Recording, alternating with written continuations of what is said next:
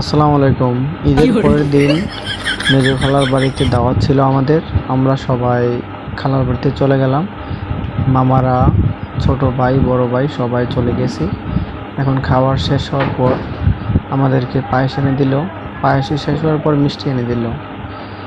মিষ্টি আনার পরেই এক একজন 5টা 6টা করে মিষ্টি খেয়ে ফেললো। আমাকে একটু বললো না যে মিষ্টি খাবো কিনা। আমিও নিজে নিজে ভিডিও বন্ধ করে খেয়ে ফেললাম। মামাও খেয়ে ফেলতেছে টিস্যু দিয়ে যেন মিষ্টির রস না পড়ে শরীরে।